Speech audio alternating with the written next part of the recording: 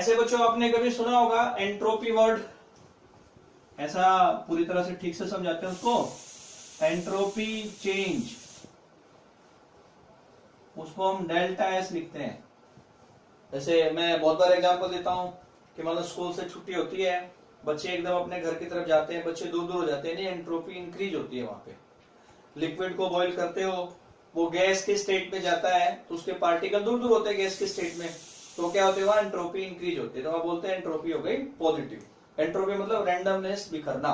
लेकिन उल्टा अगर मान लो वेपर को कंडेंस करोगे, लिक्विड बनेगा, पार्टिकल इकट्ठे होंगे, वहां एंट्रोपी डिक्रीज होगी, नेगेटिव होगी। तो ऐसा बोलते हैं बच्चों जब भी सोल्यूशन बनता है तो वहां पे एंट्रोपी इंक्रीज होती है, उसकी वैल्यू पॉजिटिव होती है। क्यों होते हैं पॉजिटिव? एक सोल्यूट है, उसके पार्टिकल इकट्ठे हैं, सॉल्वेंट है, उसके पार्टिकल इकट्ठे, जब दोनों आपस में जुड़ते हैं तो उनके आपस में लगने वाली फोर्स टूट जाती है। सोल्यूट के पार्टिकल अलग अलग होंगे, सॉल्वेंट के अलग अलग होंगे, फिर वो आपस में जुड़ते हैं। तो सोल्यूट और सॉल्वेंट के पार्टिकल पहले अलग अलग होते हैं, फिर वो आपस में मिक्स होते हैं। क्योंकि पार्टिकल अलग अलग हो गए, इसलिए हमेशा सोल्यूशन के केस में एंट्रोपी चेंज इज क्या लेते हैं हम? पॉजिटिव। थोड़ी ध्यान रखने वाली बात है, ये बात होगी। अब थोड़ा आगे बढ़ते हैं बच्चों, इसी में सॉल्यूशन के अंदर ही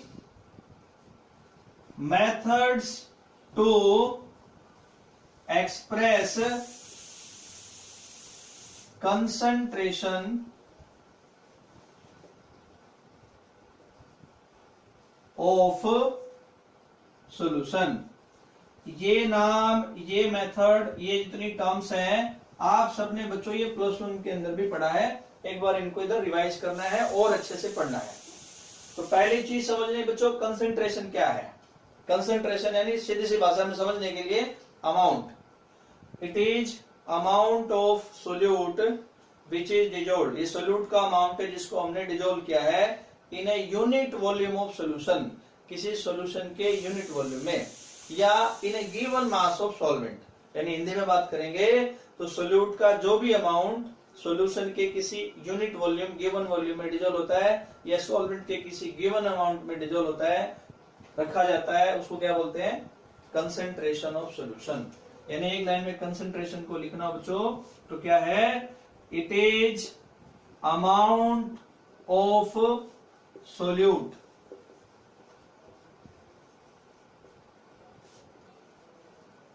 which is dissolved in unit volume of solution or given mass of solvent। ऐसा इसको बच्चों डिफाइन किया जाता है। अभी इसके कौन कौन से मेथड्स हो सकते हैं, एक बार हम उनको स्टार्ट करते हैं, एक एक करके देखते हैं। पहला मेथड है बड़ा ही इजी, आप सबने सुना है, परसेंटेज बाय मास। अभी इसको समझाते हैं, एक मिनट। परसेंटेज का मतलब क्या? 100। मास का मतलब मास गिवन अमाउंट। जैसे मैं पहले एक छोटा सा एग्जांपल लेता हूं, मैंने लिखा 10% HCl बाई मास। यानी क्या है कहने का मतलब, हमने यहां पर HCl को परसेंटेज बाई मास में लिख दिया है, इसको समझाना है। तो इसको जोड़ते हैं, मास और परसेंटेज दोनों वर्ड को उठाएंगे। तो 10 का मतलब हो गया 10 ग्राम HCl, परसेंटेज का मतलब इन 100 ग्राम ऑफ सोल्यूशन। क्या बोला मैंने? 10 का मतलब मास लिया यानी 10 ग्राम HCl, परसेंटेज का मतलब 100 ग्राम सोल्यूशन में। तो इसमें लिख देंगे 10 ग्राम HCl, इसमें बच्चों इन 100 ग्राम ऑफ सॉल्यूशन। यानी डिफाइन कैसे करेंगे परसेंटेज बाय मास को? It is mass of solute, या बोल सकते हैं it is amount of solute which is present in 100 gram of solution. किसी भी सोल्यूट का अमाउंट जो 100 ग्राम सॉल्यूशन में प्रेजेंट होता है, उस बात को, उस वैल्यू को क्या बोलते हैं? उसके लिए परसेंटेज बाय मास। आया? इट इज मास या अमाउंट। अब कई बच्चे तो देखो वैसे तो समझ आता है, फिर भी कई ज्यादा सोचते हैं मास का मतलब लिखा बच्चों गिवन मास है, वो नॉट मॉलिक्यूलर मास। क्या है given mass? Amount of solute which is present in 100 gram of solution. ठीक आया समझ। दूसरी टर्म है बच्चों, ये भी आपने सुना ही है पहले, परसेंटेज बाय वॉल्यूम। परसेंटेज का मतलब वही 100 और मास की जगह क्या आ गया, बस वॉल्यूम आ गया। तो इसको मान लिया हमने, व्हेन सॉलिड, मैं ब्रैकेट में लिख रहा हूं solute, is dissolved in liquid, bracket में लिख रहा हूं सॉल्वेंट। यानी कहने का मतलब क्या बच्चों, जब हमने एक सोल्यूट है उसको सॉलिड स्टेट में लिया है और उसको एक सॉल्वेंट में डिजोल्व किया, और सॉल्वेंट को हमने क्या लिया, यहाँ लिक्विड लिया है, तो परसेंटेज बाय वॉल्यूम का मतलब क्या, समझ आया ना। यानी सॉल्वेंट जब लिक्विड होगा और सोल्यूट जब सॉलिड होगा, तो वहां पे परसेंटेज बाय वॉल्यूम का मतलब समझना। पहले एक एग्जांपल लेते हैं फिर इस पे आते हैं। मान लो मैंने लिख दिया बच्चों 20% NaCl बाई वॉल्यूम। ठीक, मान लिया NaCl सॉलिड है, सोल्यूट, और इसको लिक्विड में डिसॉल्व किया बाई वॉल्यूम है। परसेंटेज का मतलब 100 हो गया, बस वॉल्यूम से जोड़ना है इसको। तो यहाँ क्या बोलेंगे बच्चों, 20 ग्राम NaCl, मास ले लिया इसका, इन परसेंटेज के लिए 100, वॉल्यूम के लिए सेंटीमीटर क्यूब ऑफ सोल्यूशन। दोबारा रिवाइज करता हूं मैं क्या बोला, कि 20 ग्राम NaCl होगा, परसेंटेज के लिए 100 सेंटीमीटर क्यूब ऑफ सोल्यूशन। वहां क्या लिया था हमने, इससे पहले वाले परसेंटेज बाई मास में सोल्यूशन का 100 ग्राम मास लिया था, यहाँ पे हम सोल्यूशन का 100 सेंटीमीटर क्यूब वॉल्यूम लेंगे, इतना ही फर्क है। यानी डेफिनेशन क्या बनेगी, it is amount of solute या mass of solute which is present in 100 centimeter cube of solution is called percentage by volume। समझ आया ना मैंने क्या बोला, it is amount या mass of solute which is present in 100 centimeter cube of solution। solution का volume centimetre cube में लेना है, परसेंटेज के लिए 100 रखना है, सोल्यूट का मास जो गिवन होता है लिखेंगे। It is defined as mass of solute which is present in 100 centimeter cube of solution। Name तो नहीं आ जाएगी, इसको पढ़ते पढ़ते ध्यान से पढ़ना। सेकंड बच्चों इसी का सेकंड पार्ट है, क्या बोलेंगे इसको, जब हम when a लिक्विड, मतलब मैं क्या ले रहा हूं यहां, सोल्यूट को लिक्विड लेके चल रहा हूं, is dissolved in another liquid, यानी जब एक लिक्विड को दूसरे लिक्विड में डिजोल्व किया गया। दूसरे लिक्विड का मतलब ये हो गया बच्चों, यहां सॉल्वेंट भी क्या ले लिया हमने, लिक्विड ले लिया है। क्या बोला मैंने, यहां सॉल्वेंट भी लिक्विड ले लिया। बहुत इजी है, एग्जांपल से स्टार्ट करते हैं। मैंने लिखा 25% सल्फ्यूरिक एसिड बाई वॉल्यूम, मतलब सल्फ्यूरिक एसिड को लिक्विड लिया है और उसको एक दूसरे लिक्विड में डिजोल्व कर दिया है, तो इसको परसेंटेज बाई वॉल्यूम को बताना। तो इसका मतलब क्या है, पहले इसको समझते हैं। इसका मतलब ये हो गया 25 centimetre cube of sulphuric acid, किसमें बच्चों, इन 100 सेंटीमीटर क्यूब ऑफ सोल्यूशन। यानी इसमें और इसमें क्या डिफरेंस है, यहां आपने सोल्यूट का गिवन वॉल्यूम लेना है सेंटीमीटर क्यूब में, वहां हम सोल्यूट का मास ले रहे थे, जो किसमें प्रेजेंट होगा, 100 सेंटीमीटर क्यूब ऑफ सोल्यूशन। मैं दोबारा रिपीट कर रहा हूं, it is given volume of solute in centimetre cube which is present in 100 centimetre cube of solution. तो लिखते हैं डेफिनेशन बच्चों इसकी, it is defined as volume of solute in centimetre cube which is present in 100 centimetre cube of solution. समझ आए बच्चों दोनों? आपने पढ़ लिया बच्चों percentage by mass, percentage by volume, concentration को एक्सप्रेस करने के। किसी को डाउट हो बच्चों आप पूछ सकते हैं, जब मैं वीडियो डालूंगा उसके बाद पूछ सकते हैं। अगली बात है बच्चों थर्ड, ये आपने बहुत बार सुना है, मोलैरिटी। प्लस वन में जिन बच्चों को गलती से पढ़ने का मौका मिला था उनको ध्यान होगा ही। मोलैरिटी लिखते हैं, इसको लिखते क्या पहले समझाता हूं। मोलैरिटी के बच्चों number of moles of solute, अब मास की बात नहीं करेंगे, वॉल्यूम की बात नहीं करेंगे, सोल्यूट के लिए क्या बोला मैंने, number of moles of solute which is present per liter of the solution or dissolved per liter of the solution is called molarity। Simple भाषा में सोल्यूट के मोल्स जिसको हम 1 लीटर सोल्यूशन में डिजोल्व कर देंगे, जो वैल्यू आएगी उसको क्या बोलते हैं बच्चों, मोलैरिटी। ठीक, एक बार लिखते हैं definition. It is defined as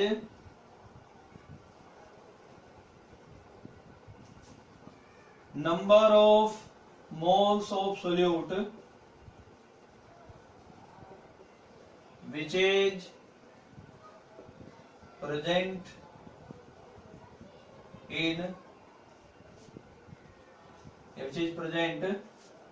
per liter of the solution। अगर आप मैथमेटिकली इसका फॉर्मूला लिखते हैं तो मैं फॉर्मूले के हिसाब से जो लिखा उसी को फॉर्मूले में कन्वर्ट करना बच्चों, क्या ऊपर लिख देंगे number of moles of solute by में क्या volume of solution in litre. Plus one में 9th क्लास में आपने मोल्स निकालने सीखे थे अलग अलग तरीके से, हम यहाँ यूज कर लेंगे। ज्यादातर ये तरीका यूज होगा बच्चों, जिसके मोल निकालने उसका गिवन मास बाय में जो सोल्यूट हम लेके चल रहे हैं उसका मॉलिक्यूलर मास, ये गिवन होगा, ये आपको आता है निकालना एटॉमिक मास का सम करके। वॉल्यूम लीटर में लेना है आपको आता है, लेकिन फिर भी समझा रहा हूं, कई बच्चे कहेंगे सर हमारा तो लेवल हाई है, छोटी बात कर रहे हो, कर देते छोटी बात, कोई दिक्कत नहीं। 1 लीटर में 1000 मिलीलीटर होते हैं, और ऐसे बच्चों 1 लीटर में 1000 सेंटीमीटर क्यूब होते हैं, यानी कुल मिला के कहीं भी अगर मिलीलीटर का लीटर बनाना है तो 1000 से डिवाइड करना है बच्चों, आपने भाग देना है। ऐसे ही सेंटीमीटर क्यूब का अगर लीटर बनाना है तो उसको भी आपने 1000 से डिवाइड करना है। समझ आया यहां तक? चलिए अभी एक मोलैरिटी पे मैं क्वेश्चन करके दिखाता हूं, फिर मैं आपको बहुत सारे क्वेश्चंस और नोट्स भेजूंगा, वहां से आपने प्रैक्टिस करनी है। तो पहला क्वेश्चन है बच्चों बड़ा आसान सा, कई बच्चों का आता भी होगा, कैलकुलेट मोलैरिटी ऑफ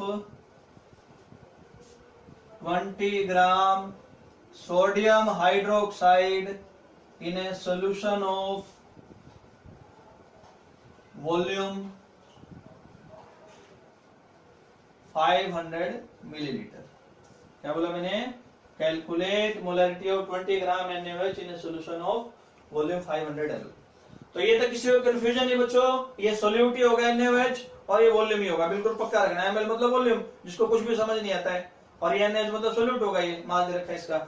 तो पहला काम क्या करना है आपको बच्चों, फॉर्मूले के हिसाब से नंबर ऑफ मोल्स निकालने हैं। तो शुरू करते हैं, पहली चीज आपको मोल्स चाहिए, तो कितना मास गिवन है 20 बाई में क्या करेंगे, मोल निकालेंगे NaOH। सबको याद होगा, नहीं है तो बच्चों याद करना है, 1 से लेके मतलब एटॉमिक नंबर 1 से लेके 30 तक एलिमेंट याद हो, उनके एटॉमिक मास याद हो।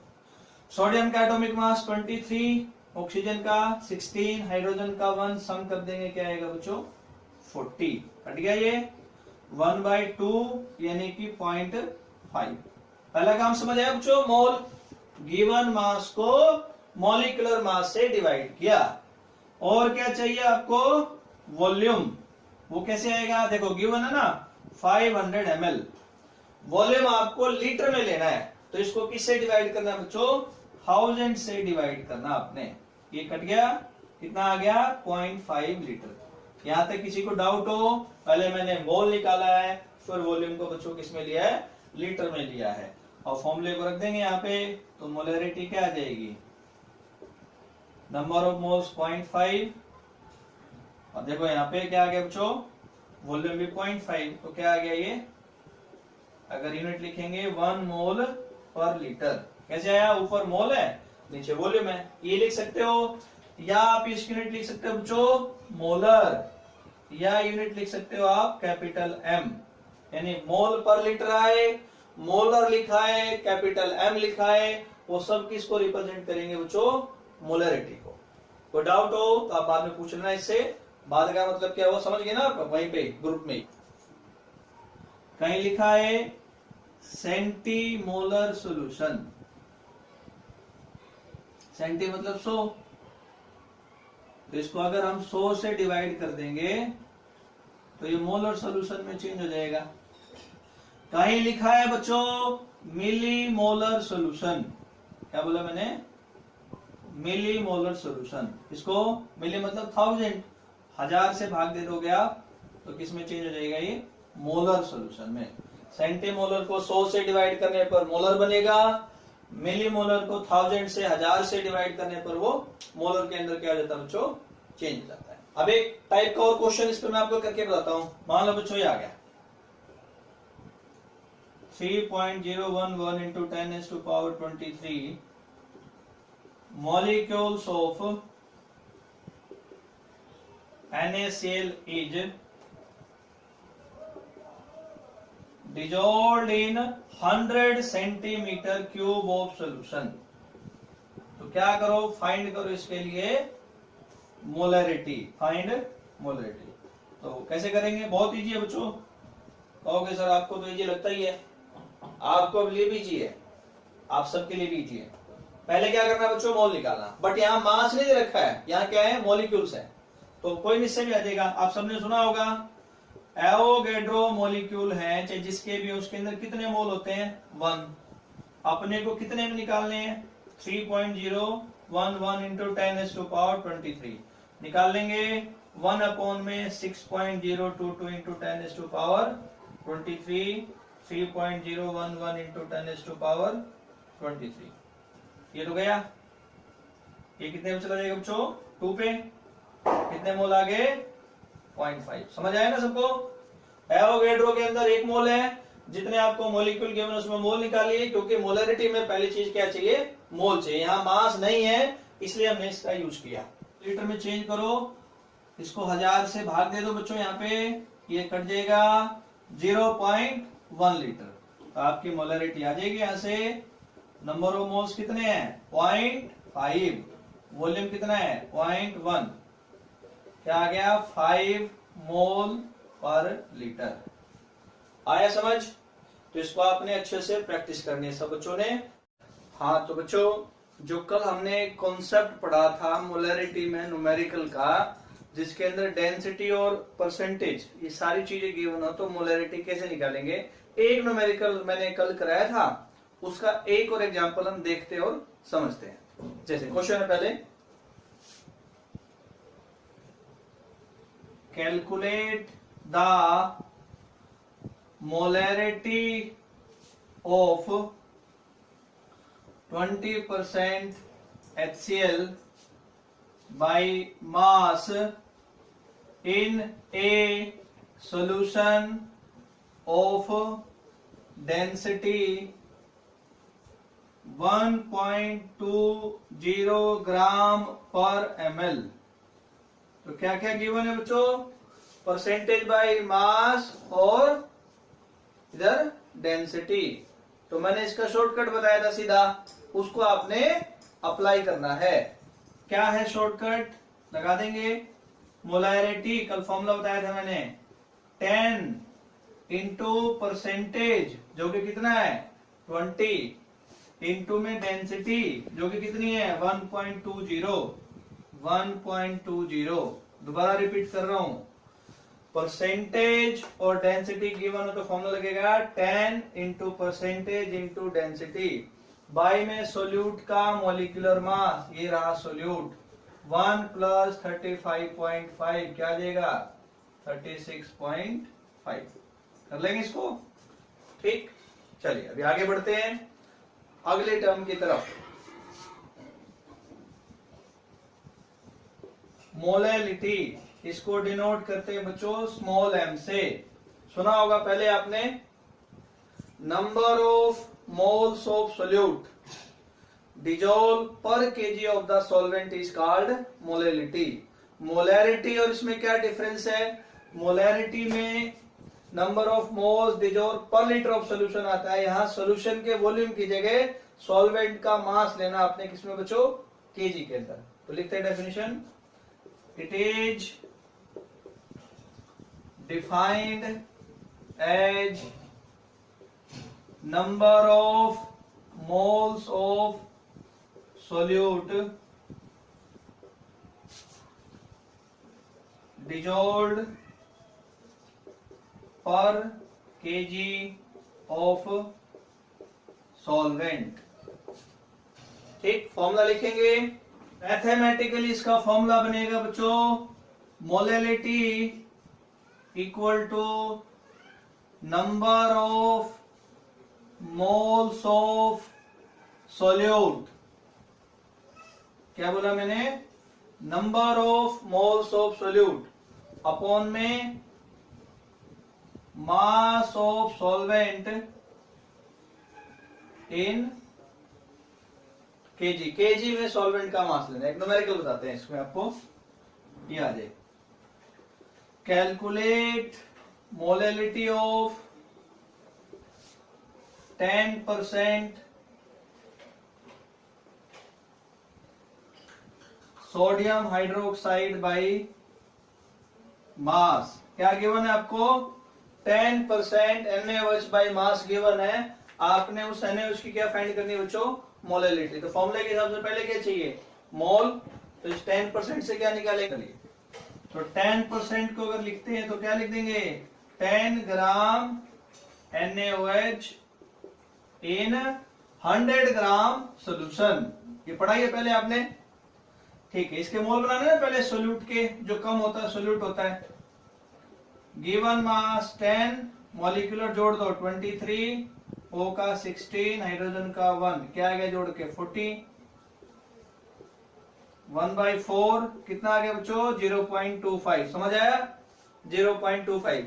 फिर क्या चाहिए, सॉल्वेंट का मास केजी के अंदर।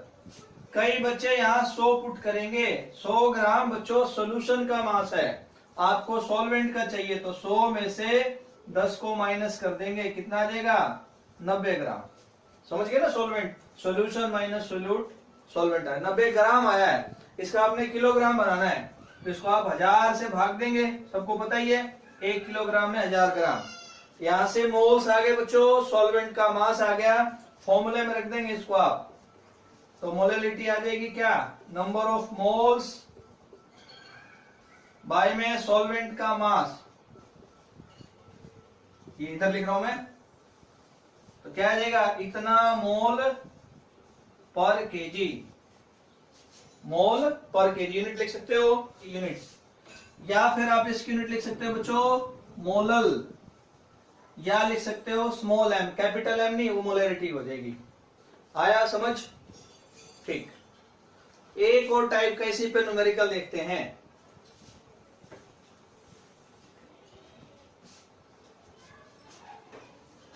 ये आ जाए, calculate molality of 2 molar, molar बोला मैंने, मोलर मतलब molarity, aqueous solution of acetic acid CH3COH, और सॉल्यूशन की डेंसिटी गिवन है, उस डेंसिटी इज 1 ग्राम पर ml।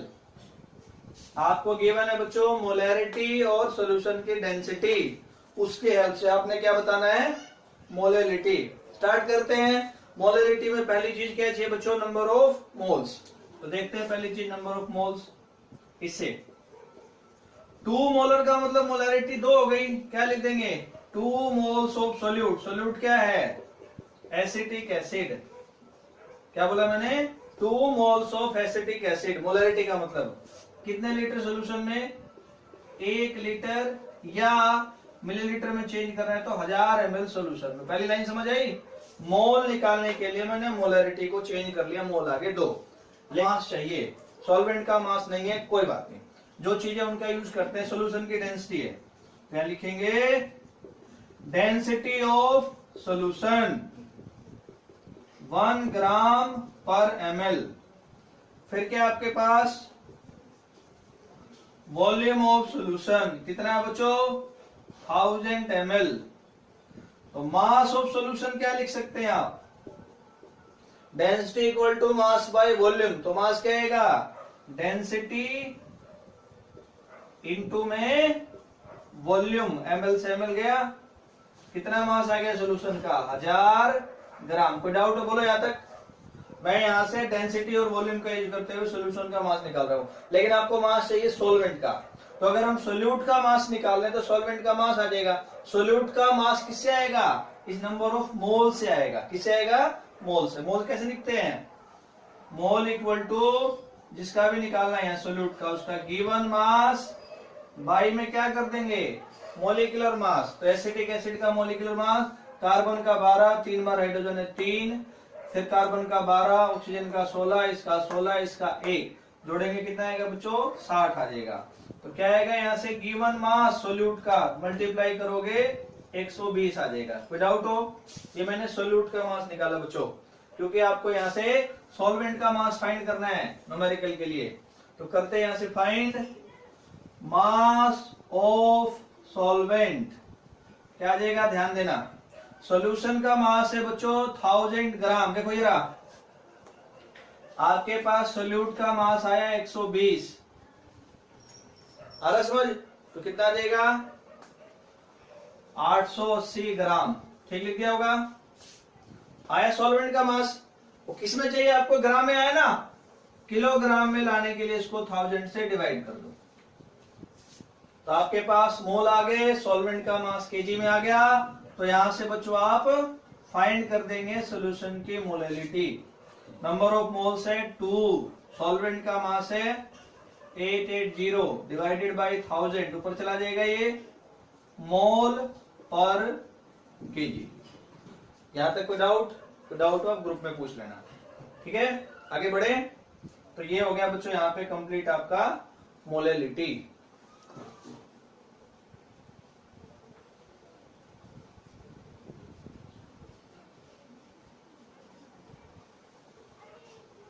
अगली चीज है बच्चों नॉर्मेलिटी। नॉर्मेलिटी क्या है number of gram equivalents of solute dissolve per litre of the solution. Molarity और इसमें क्या डिफरेंस है मोलैरिटी में नंबर ऑफ मोल्स थे पर लीटर सॉल्यूशन में या नंबर ऑफ ग्राम इक्विवेलेंट्स है पर लीटर सॉल्यूशन में। तो क्या लिखेंगे number of gram equivalents of solute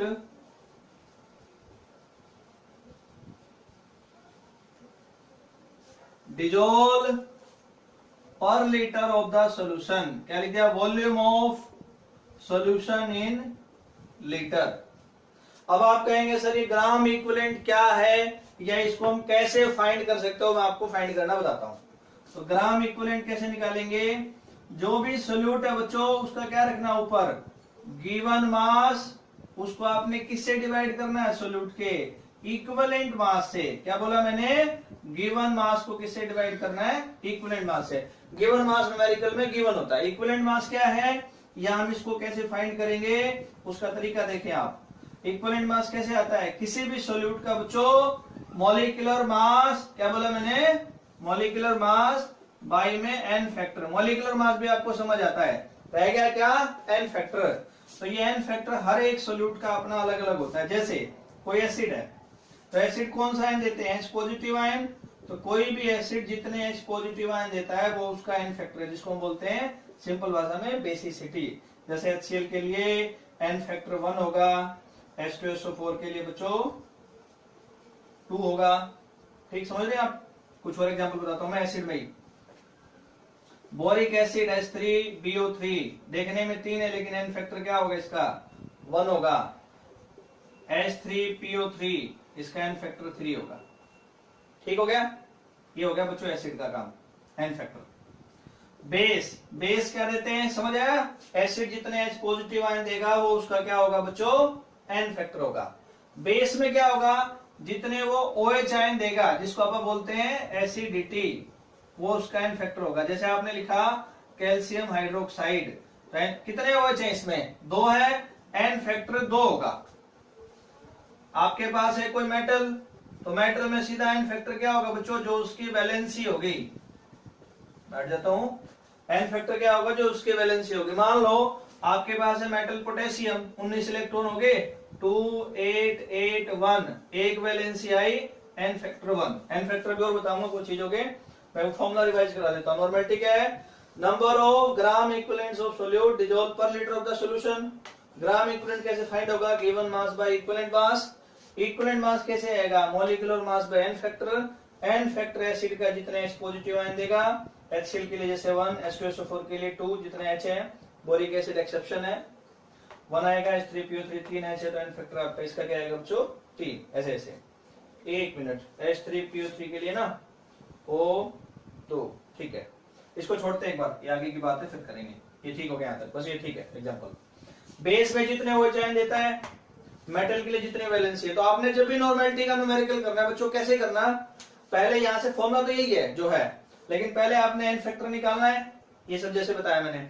उसको पुट करके क्या निकालना है, इक्विवेलेंट मास एन फैक्टर को रख के, देखो यहां, फिर इक्विवेलेंट मास को पुट करके ग्राम इक्विवेलेंट को पुट करके नॉर्मेलिटी, यानी न्यूमेरिकल यहाँ एन फैक्टर नीचे से स्टार्ट होकर ऊपर चलेगा कुछ एन फैक्टर। हमने नॉर्मेलिटी का फॉर्मूला देखा था, उसी का बच्चों न्यूमेरिकल देखते हैं कि नॉर्मेलिटी का न्यूमेरिकल हम कैसे कर सकते हैं। पहला question,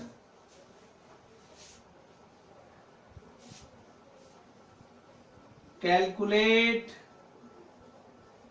normality of 63 gram oxalic acid in a solution of volume 250 millilitre. क्या बोला मैंने, calculate normality of 63 gram oxalic acid in a solution of volume 250 ml। Oxalic acid का फॉर्मूला आपको आता ही होगा, मैं फिर भी लिखता हूं, COH 2 बार यानी ट्वाइस 0.2 H2O। तो जैसे आपको याद होगा, मैंने कल समझाया था कि नॉर्मेलिटी का न्यूमेरिकल बच्चों हमेशा कहां से स्टार्ट करना, आपने एन फैक्टर से। तो हम स्टार्ट करेंगे यहीं से, एन फैक्टर। नाम लिखा है पहले ही ऑक्जेलिक एसिड, तो एसिड का एन फैक्टर क्या होता है, कितने वो H पॉजिटिव आयन देगा, 1 2, है ना। हाइड्रेट वाटर नहीं लेना है एन फैक्टर में, ना वो एसिड में लेना है, ना बेस में लेना है, ना साल्ट में लेना है, क्योंकि हाइड्रेट वाटर फॉर्मूले का पार्ट है। बात समझ आई ना। आपने एसिड में H पॉजिटिव आयन देखना है, बेस में OH आयन देखना है, हाइड्रेट वाटर के को कभी भी एन फैक्टर में काउंट नहीं करना है। तो यहाँ कितने H है, 1 और 1 2, तो एन फैक्टर क्या आएगा बच्चों 2। आया समझ, नीचे से बोला था ना न्यूमेरिकल शुरू होगा। फिर क्या निकालना है, इक्विवेलेंट मास। इसका क्या फॉर्मूला है बच्चों, मॉलिक्यूलर मास बाय में n factor. Molecular mass solute का निकालना है, ध्यान से सबके एटॉमिक मास का सम करना। कार्बन का मास 12, O का 16, इसका भी 16, जोड़ करके 32।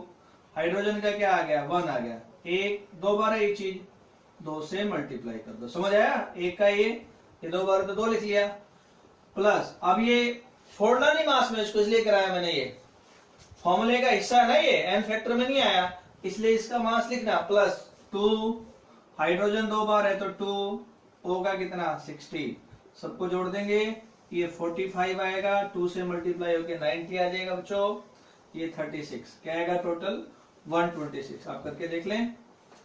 मॉलिक्यूलर मास 126 अपॉन में 2 क्या आ गया 63, ये आ गया इक्विवेलेंट मास। एन फैक्टर पर इक्विवेलेंट मास। फिर क्या निकालेंगे, नंबर ऑफ ग्राम इक्विवेलेंट। कैसे आएगा, given mass by equivalent mass. Given mass कितना है सॉल्यूट का 63, इक्विवेलेंट मास भी 63, सही तुक्का लग गया, 1 आ गया। ग्राम इक्विवेलेंट आने के बाद सीधा क्या रख देंगे बच्चों, नॉर्मेलिटी का फॉर्मूला।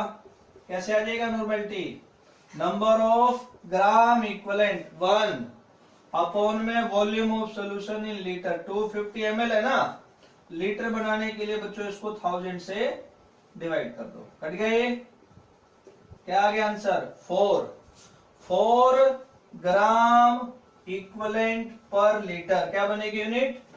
4 ग्राम इक्विवेलेंट पर लीटर। ऊपर ग्राम इक्विवेलेंट, नीचे लीटर। या और क्या लिख सकते हैं आप? लिख सकते हैं यूनिट 4 नॉर्मल भी लिख सकते हैं, ऐसा लिख करके 4 normal.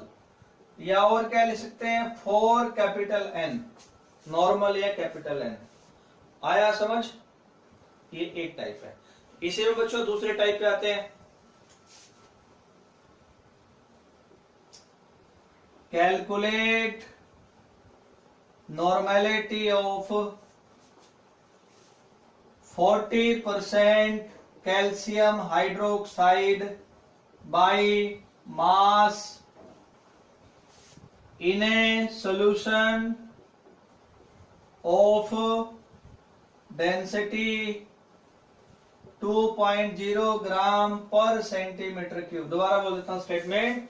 Calculate normality of 40% calcium hydroxide base है by mass in a solution of density 2 gram per centimetre cube. पहला काम क्या है बच्चों? एन फैक्टर निकालना है। क्या निकालना है? N factor.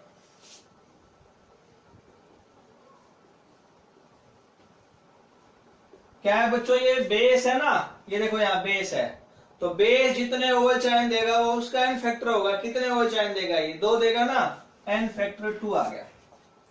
फिर आप क्या निकालेंगे? इसका इक्विवेलेंट मास। कैसे आएगा? पुरानी बात, molecular mass by N factor. Calcium hydroxide का मॉलिक्यूलर मास ध्यान देना है, कैसे आएगा?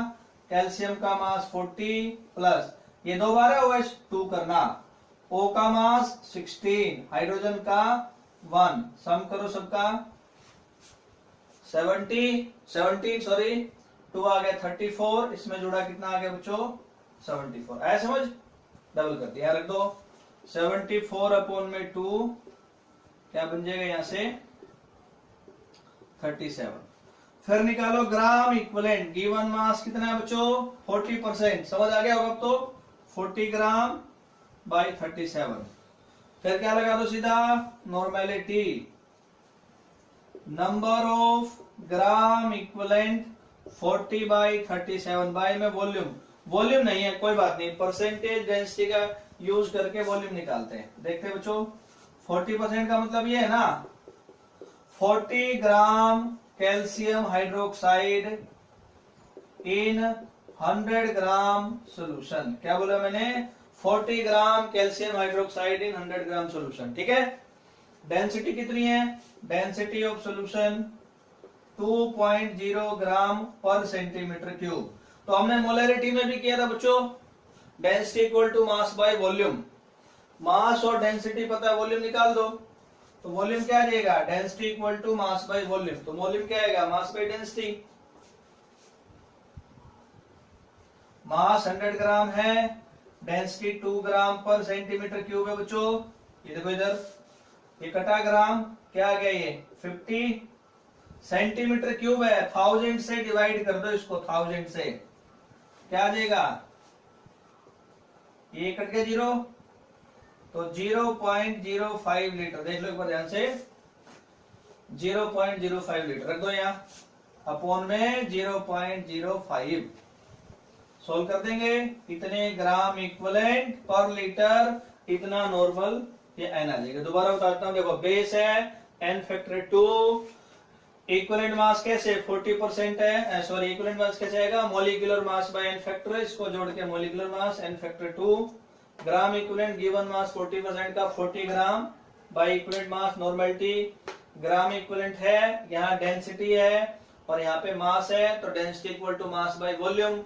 वॉल्यूम क्या आएगा? मास बाय डेंसिटी किया, सेंटीमीटर क्यूब में है। लीटर बनाने के लिए 1000 से डिवाइड कर दिया, वॉल्यूम आ गया। यहाँ से नॉर्मेलिटी का क्वेश्चन आ गया। समझ आया बच्चों? मोलरिटी जैसा यूज किया, बस ये कुछ नई बातें हैं। थोड़ा आगे बढ़ते हैं। नॉर्मेलिटी और जो मोलरिटी आपने पढ़ा, एक बार दोनों का रिलेशन देखते हैं। Relation between normality and molarity. क्या लिखा मैंने, relation between normality and molarity. Normality का फॉर्मूला रखते रहेंगे, अपने आप रिलेशन आता रहेगा। तो नॉर्मेलिटी का बच्चों कल वाला फॉर्मूला याद करते हैं, ऐसा था ना कुछ, number of gram equivalents of solute dissolve per liter of the solution, volume of solution in liter। समझ आ रहा है? ग्राम इक्विवेलेंट कैसे निकालते हैं, अभी अभी बताया था, given mass of solute upon में equivalent mass of solute into में volume of solution in litre. समझ आ रहा है? इक्विवेलेंट मास को चेंज कर दिया, सॉरी ग्राम इक्विवेलेंट को चेंज किया गिवन मास बाय इक्विवेलेंट मास। अब इक्विवेलेंट मास को चेंज करेंगे, ऊपर है गिवन मास सोल्यूट का, इक्विवेलेंट मास क्या होता है बच्चों, मॉलिक्यूलर मास अपॉन में एन फैक्टर। एन फैक्टर कहां चला जाएगा, ऊपर, ये है ही सारा, volume of solution in litre. अरे समझ, गिवन मास बाय मॉलिक्यूलर मास, इसको क्या बोलते हैं हम, मोल, इनटू में एन फैक्टर, अपॉन में क्या है, volume of solution in litre. मैं दोबारा करता हूं इसको, नॉर्मेलिटी का फॉर्मूला हो गया number of gram equivalents of solute by volume of solution in litre. Gram equivalent कैसे आएगा, given mass of solute by में इक्विवेलेंट मास। इक्विवेलेंट मास कैसे आएगा, molecular mass by N factor, given mass by molecular mass mole n factor, वैसे का वैसे bye में volume. अब इतनी बात देखेंगे बच्चों, मोल अपॉन में volume of solution in litre. क्या बोला मैंने, मोल अपॉन में volume of solution in litre. क्या बोला, molarity equal to the molarity into में एन फैक्टर। क्या बोला मैंने, normality equal to the molarity into n factor. तो आगे न्यूमेरिकल में भी यूज करेंगे या शॉर्टकट है, मोलैरिटी पता तो आप सीधा नॉर्मेलिटी निकाल सकते हैं। छोटा सा एग्जांपल है, आप कहोगे सर क्या बच्चों वाले क्वेश्चन करा रहे हो, फिर भी करा रहा हूं ताकि आपको फॉर्मूला अप्लाई करना आ जाए।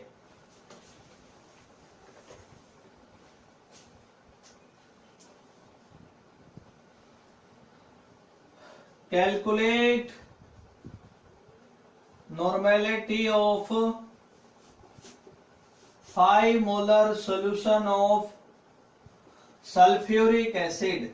क्या लिख दिया है, नॉर्मेलिटी बतानी है आपने 5 मोलर सॉल्यूशन है किसका बच्चों, सल्फ्यूरिक एसिड का। तो क्या होगा आंसर, सीधा लिखो formula, normality equal to molarity कितनी है 5, एन फैक्टर, सल्फ्यूरिक एसिड है ना, तो एसिड का एन फैक्टर क्या आएगा, जितने एच देगा 2 देगा ना ये, तो नॉर्मेलिटी क्या आ गई इसकी 10 आ गई। आया ये समझ।